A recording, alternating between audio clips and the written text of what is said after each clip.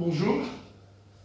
Alors, après avoir mis en évidence la localisation de l'information génétique au niveau du noyau, on a entamé dans une deuxième partie le mécanisme de transmission de cette information génétique, à savoir le phénomène de la mitose, qui permet l'obtention de deux cellules filles identiques entre elles, identiques à la cellule mère, à travers 4 phases, prophase, métaphase, anaphase et télophase. Aujourd'hui, on va se pencher sur la troisième question, à savoir la nature de cette information génétique localisée au niveau du noyau et transmise par mitose. Pour ce faire, un certain nombre d'expériences historiques ont été réalisées, dont la première est celle de Griffith. Alors, c'est une expérience qui a été réalisée grâce à des bactéries qui présentent cette forme sphérique. Et vous pouvez déjà le constater. Là, on a utilisé des couleurs pour pouvoir les différencier. Là, c'est une souche qui n'est pas entourée de capsules. C'est la souche R. Celle-là, c'est un diplocoque entouré par une capsule. C'est des bactéries qui provoquent une pneumonie. Sauf que cette bactérie dite R, du fait qu'il n'est pas entouré de capsules, n'est pas pathogène. Par contre, celle-là, entourée par une capsule, est pathogène.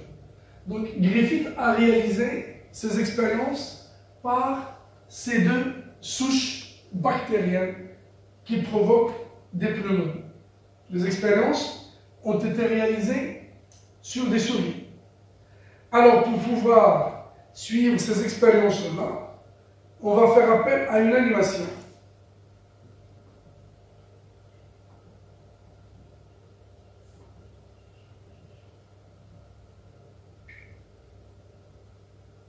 À travers laquelle on va suivre chacune des 4 expériences réalisées par Griffith. Alors, désolé. Donc le temps de voir la projection des expériences. Voilà. Alors, dans une première expérience, Griffith a injecté la souche S. Rappelez-vous bien que nous avons utilisé 2 souches, la souche S et la souche R. Alors, là, c'est la souche S. On vient de dire qu'il est entouré par une capsule. Là, c'est la souche R. Donc, cette première expérience, Griffith a injecté la souche S à une souris. Allons voir le résultat. La mort de la souris, comme vous pouvez le constater. Alors, pour voir et déterminer la cause de cette mort, il a procédé à l'analyse du sang. Cette analyse a montré la présence de bactéries de type S, c'est des diplocoques. Un coque et un coque, c'est un diplocoque entouré par une capsule, dans le sang de la souris. Et donc la déduction, c'est que la bactérie S est pathogène. Et c'est elle qui a provoqué la mort de cette souris-là. Dans la deuxième expérience,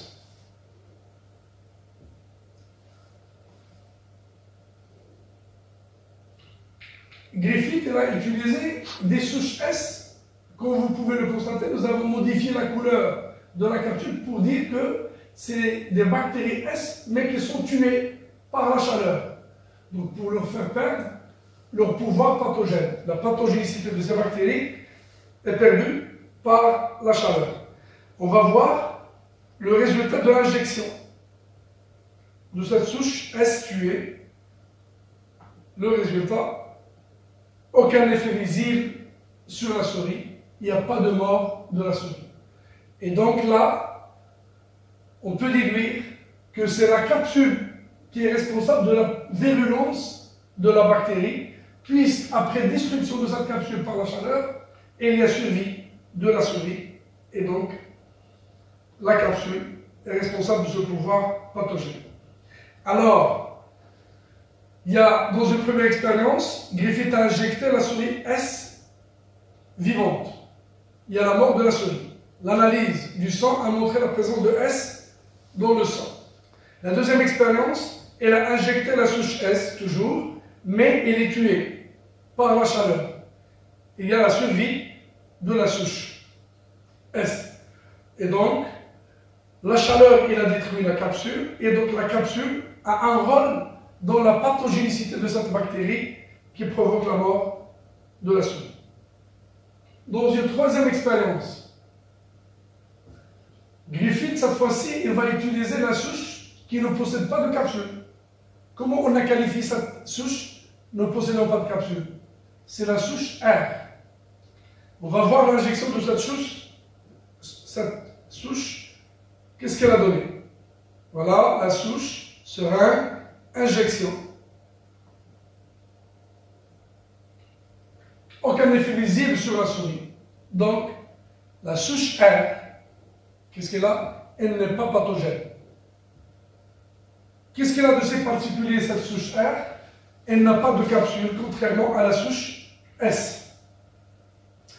Donc, R n'est pas pathogène, n'est pas virulente, elle n'a pas provoqué la mort de cette souris cette fois-ci.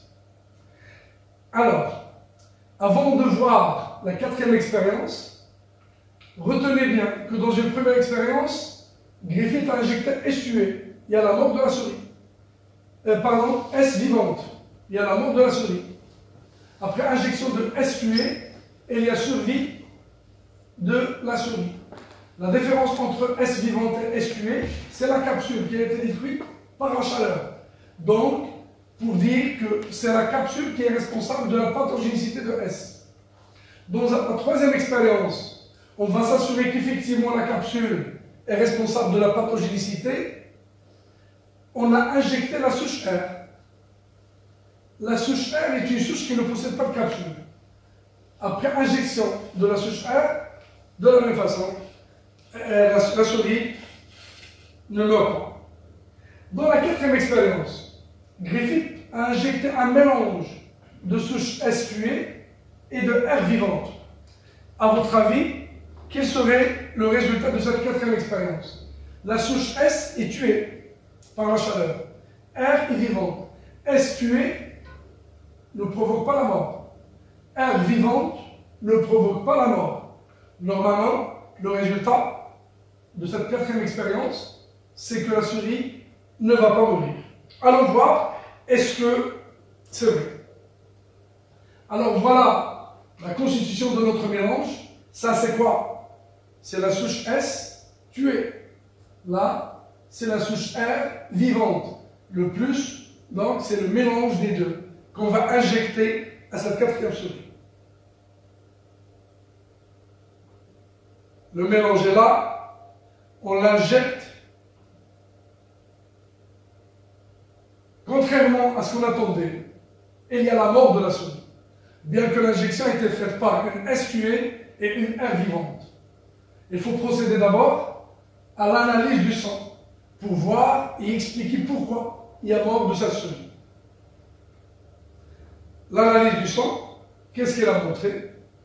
Ah, il y a la présence de souches S vivantes. Donc c'est le diplocoque entouré par la capsule. C'est la souche smooth S. Alors, on se demande comment ça se fait. Ce que nous avons injecté, c'était S tué. Là, on se retrouve avec S vivante. Le mélange contenait R vivante. Alors là, on obtient S vivante. Comment on peut expliquer cette expérience-là? Alors, on ne peut pas dire que S tuée devient vivante. C'est impossible. Une cellule tuée, c'est une cellule qui ne peut pas revenir en vie une autre fois. La souche R, que nous avons utilisée déjà dans la troisième expérience, elle n'est pas virulente, elle ne provoque pas la mort. Alors là, cette S tuée ne peut pas devenir vivante. Est-ce que R vivante peut devenir S? La réponse est c'est possible. Comment? Parce que déjà la différence entre les deux souches S et R, c'est quoi? C'est la capsule. C'est-à-dire, peut-être, R vivante a développé une capsule, a formé une capsule. On ne peut pas l'appeler R. Elle devient alors S. Donc, il y a une transformation de R vivante en S vivante.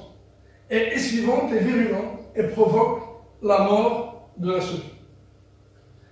C'est exactement la conclusion tirée par Griffith pour dire qu'il y a une substance, parmi les substances de S tuées, qui ont été transmises à R vivante et qui ont permis à cette bactérie R de former une capsule. R, après avoir formé cette capsule, elle devient S. Et S, dans le corps de la souris, provoque la pneumonie mortelle, d'où la mort de la souris. Cette substance transmise de S tué à R vivante pour la convertir, pour la transformer en S vivante, a été qualifiée par Griffith, comment? Du principe transformant. C'est une substance qui a été transmise et qui a provoqué la transformation de R vivant en S vivante. Alors, ça a été qualifié de principe transformant. N'oubliez pas la grande question d'aujourd'hui, c'est de déterminer la nature de l'information génétique. Pour l'instant, en 1928, on a qualifié une substance qui est capable de faire acquérir à R un nouveau caractère. R ne possédait pas de capsule. Maintenant, elle a acquis cette capsule grâce à une substance qui a été transmise de S vivante. C'est pourquoi on a parlé d'un principe transformant. Alors, on va continuer notre recherche pour voir quelle est la nature de ce principe transformant. Parce que pour nous, la grande question, c'est de déterminer la nature du principe transformant. Là, c'est pour rappel, ce sont des expériences qu'on vient de voir tout à l'heure avec une petite animation qui facilite la compréhension. Ce sont les 4 expériences. Vous vous rappelez bien, c'est l'injection de S vivante, ensuite S tué, R vivante, et enfin le mélange de S tué et R vivante. Alors, continuons notre quête à la détermination de la nature de l'information génétique. Là aussi, il fallait attendre 1944 pour voir les résultats de l'expérience menée par Avery, McCarthy, MacLeod. Donc, c'est une équipe de recherche qui a réalisé une expérience. Quel est le principe de cette expérience? L'objectif, c'est de déterminer la nature de cette substance, de cette matière qui a été transmise de S tué vers R vivante pour la convertir en S vivante. Alors, cette équipe d'Avery et collaborateurs, elles ont refait la 4e expérience de Griffith, c'est-à-dire l'expérience dans laquelle on injecte un mélange de S et de R, S tué bien sûr, et de R. Sauf que, elles ont veillé à chaque fois d'éliminer un constituant, un débris parmi les débris de S tué. Dans ce tube-là, elles ont utilisé l'enzyme protéase. C'est une enzyme qui va éliminer toutes les protéines qui sont dans les débris de S tué. Dans ce tube-là, des enzymes qui digèrent les sucres. Donc, tous les composés glucidiques vont être détruits par cette enzyme, donc S tué. Là, c'est une lipase. Là, l'enzyme, c'est une ARNase. C'est une enzyme qui dégrade l'ARN. Et enfin, une ADNase, c'est une enzyme qui va dégrader l'ADN. Alors, c'est important de comprendre le principe de cette expérience. On va refaire exactement l'expérience, la 4e expérience de Griffith, sauf que cette fois-ci, c'est pas S tué dans sa totalité, mais S tué après avoir éliminé un constituant. Donc, on va procéder par élimination. On va éliminer les protéines et voir le résultat, les sucres, les lipides, l'ARN, l'ADN, et voir le résultat. Est-ce que vous avez compris le principe avant d'aller voir les résultats de ces expériences-là? Donc nous avons SQA, c'est des débris. Nous, on cherche à savoir quel est ce débris, quelle est cette matière qui est passée de SQA vers R pour la transformer en S vivante. La façon de faire, c'est d'éliminer à chaque fois un élément en faisant intervenir des enzymes spécifiques. Alors dans ce tube-là, qu'est-ce qu'on va avoir? On aura ici le mélange SQA et R vivante, mais sans protéines. Là, on aura le même mélange, mais sans sucre. Là, on aura le même mélange sans lipides. Le même mélange de SQA et R vivante, mais sans ARN. Le même mélange, mais sans ADN. Vous pouvez voir après injection de ce mélange SQA et R vivante sans protéines, il y a mort de la souris. Que peut-on conclure? Alors, on a éliminé les protéines, on a injecté le mélange, excepté les protéines, il y a la mort de la souris. Donc les protéines ne sont pas le principe transformant. Après élimination des lipides, des sucres, pardon, même résultat. Ah, donc le principe transformant, ce n'est pas des glucides, non plus les lipides. Dans ces cas-là, les souris ne meurent pas. Plutôt, elles dégénèrent, elles meurent. Pourquoi? Parce que les protéines, les glucides, les lipides, l'ARN, ce ne sont pas le principe transformant. Après leur élimination, pourtant le mélange provoque la mort de la souris. Dans cette dernière expérience, dans ce mélange-là, qui ne contient pas l'ADN parce qu'on a fait agir l'enzyme adénase, qui élimine spécifiquement l'ADN. Là, vous pouvez le constater déjà. Qu'est-ce qu'il y a? Il y a la survie de la souris. Ah, on a injecté le mélange.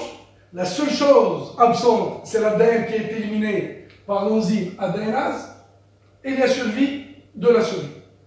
Donc, le principe transformant identifié par Griffith est bel et bien l'ADN à travers ses expériences d'Avery. Donc, après 1928, il fallait attendre 1944 pour que Avery puisse démontrer que le principe transformant dont parlait Griffith, c'est l'ADN, parce que c'est le seul élément, c'est la seule substance qui, après avoir éliminé, il y a survie de la souris. On a éliminé les autres éléments et on a injecté le mélange, il y a toujours la mort de la souris. Donc, sur le plan chimique, l'information génétique, c'est ADN. A, c'est pour acide, D, c'est pour désoxyribonucléique. Donc, c'est un acide nucléique qui s'appelle ADN. Vous pouvez déjà constater que c'est des expériences qui ont apporté beaucoup de choses et qui ont clarifié davantage la nature chimique d'ADN. Et pourtant, la communauté scientifique est restée sceptique par rapport à ça.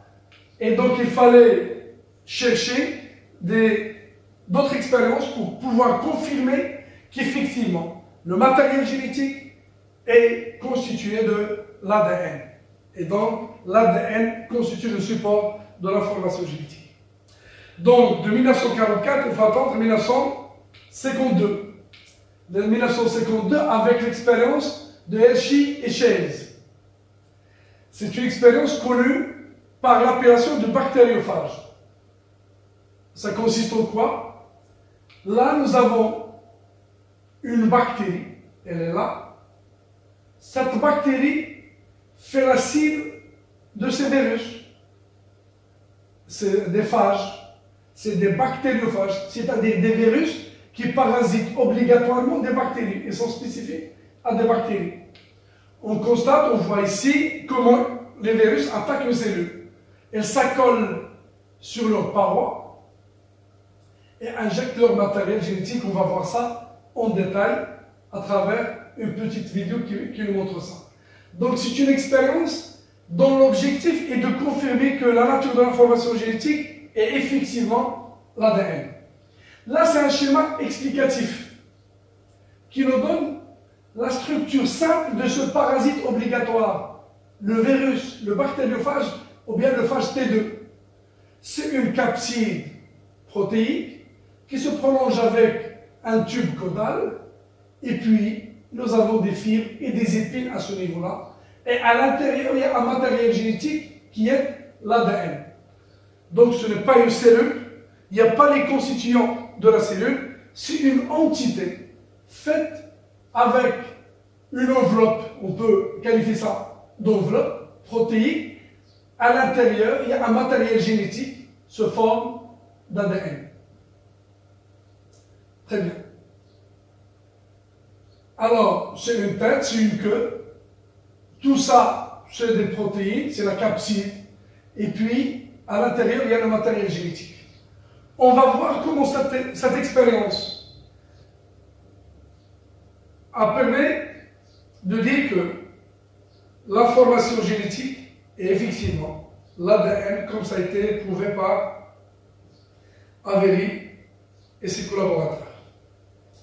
Alors là, c'est une vidéo qui va nous permettre de suivre, donc un tout petit réglage. Très bien. Alors ce que nous voyons ici, c'est quoi? C'est la bactérie, c'est la cellule hôte, c'est la cellule cible qui va être parasitée par, c'est quoi ça? C'est le phage T2, c'est le bactériophage. On vient de parler, tout ce qui est en fluorescent, vert fluorescent, c'est la tech, c'est la capside de nature protéique. Le bleu à l'intérieur, c'est le matériel génétique, c'est l'ADN. Très bien. Donc, on va voir comment cette expérience a confirmé que le matériel génétique est l'ADN. Alors là, c'est des choses dont je viens de parler, c'est la structure simple des virus d'une manière générale. Donc nous avons l'ADN et nous avons le revêtement de nature protéique.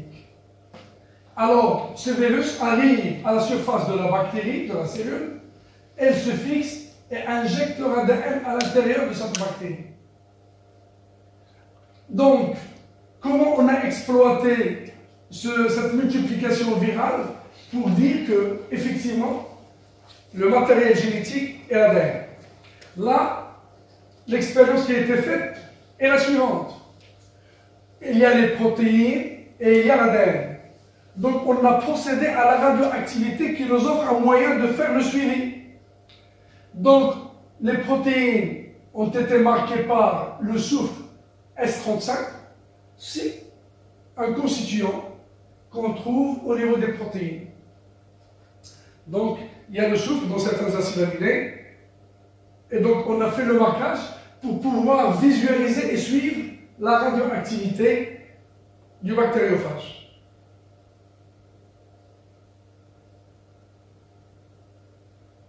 Alors, si vous pouvez le constater ici, les virus utilisés, c'est des virus dont les protéines présentent une radioactivité. L'ADN, non. On n'a pas marqué l'ADN. La seule chose qu'on a marqué, c'est les protéines qui forment le code, qui forment le revêtement. Alors, voir le résultat. Après fixation, l'autoradiographie, qu'est-ce qu'il a montré? Qu'aucune radioactivité n'a été détectée à l'intérieur de la bactérie. La totalité de la radioactivité est restée à l'extérieur. Donc c'était suffisant pour dire quoi? Les protéines ne sont pas injectées à l'intérieur de la bactérie. Et la preuve, s'ils s'étaient injectés, on doit retrouver de la radioactivité à l'intérieur. Chose qui n'est pas vraie à travers ce qu'on est en train de voir ici, et bien sûr la radiographie qui a été faite par Hershey et Chase. Donc la radioactivité reste à l'extérieur, et comme ça on a écarté la possibilité de dire que peut-être les protéines c'est un matériel génétique. On va continuer notre expérience. Si donc il y a formation de virus, multiplication à l'intérieur, la radioactivité est restée toujours à l'extérieur, aucune radioactivité n'a été détectée à l'intérieur, formation de nouveaux virus. Dans la suite de notre expérience, on va cette fois-ci utiliser un ADN radioactif et non pas les protéines. Donc nous avons deux constituants pour que vous puissiez suivre avec aisance. Donc j'ai une première expérience. On a marqué la protéine, on a laissé l'ADN intact. Cette fois-ci, on va laisser les protéines intactes, aucun marquage, mais on va utiliser un ADN radioactif avec le P32. Donc il y avait le soufre, à chaque fois, on cherche un constituant, un atome, et radioactif, donc le phosphate est un constituant majeur de l'ADN, c'est pourquoi on va utiliser P32. Pour les protéines, on a utilisé le soufre, le S35.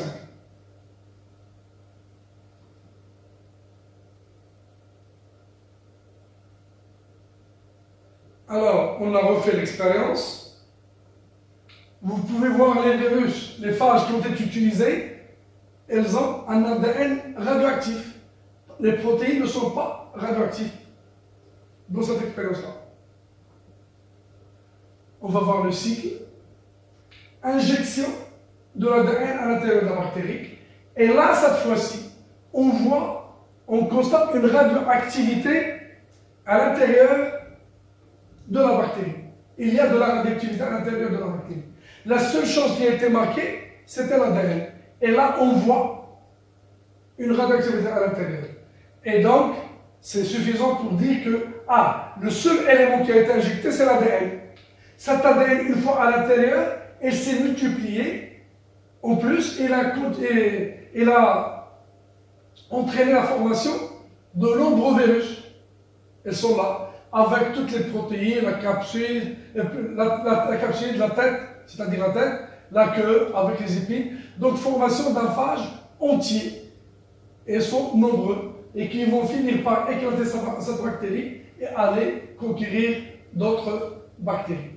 Et donc, c'est une expérience qui nous permet, l'injection de l'ADN a conduit à la formation de nombreux virus, c'est-à-dire que cet ADN, elle portait toute l'information nécessaire à la formation de nombreux virus. Très bien.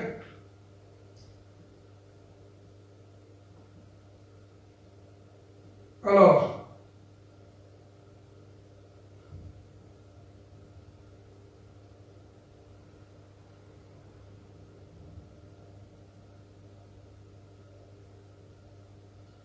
là, donc, on montre un petit peu le cycle de vie du virus. Elle se fixe sur la bactérie. Elle injecte son ADN. Cet ADN porte le programme génétique qui détermine, qui commande la multiplication de l'ADN viral. Et en même temps, le matériel génétique de la bactérie, il est détruit. Là, on commence à former toutes les pièces nécessaires, tous les éléments nécessaires à la formation de virus. Là, la bactérie, elle est bourrée de virus. Donc, à partir de l'injection d'un ADN, on a toute la formation de tout ce nombre élevé de virus à l'intérieur. Donc, l'ADN qui a été injecté, elle portait toutes les informations nécessaires à cette multiplication. Cette grande charge virale à l'intérieur de la bactérie va finir par éclater la bactérie et libérer les virions à l'intérieur. Donc, la conclusion, cette expérience a confirmé avec certitude que le matériel héréditaire est l'ADN et non pas les protéines. Donc, comme récap, nous avons utilisé 3 expériences. Griffith, qui a conclu qu'il y a un principe transformant responsable de la transformation bactérienne. Avery, qui a déterminé que le principe transformant est bel et bien l'ADN, et l'expérience de la multiplication de bactériophages, qui a confirmé qu'effectivement, le matériel héréditaire est l'ADN et non pas les protéines.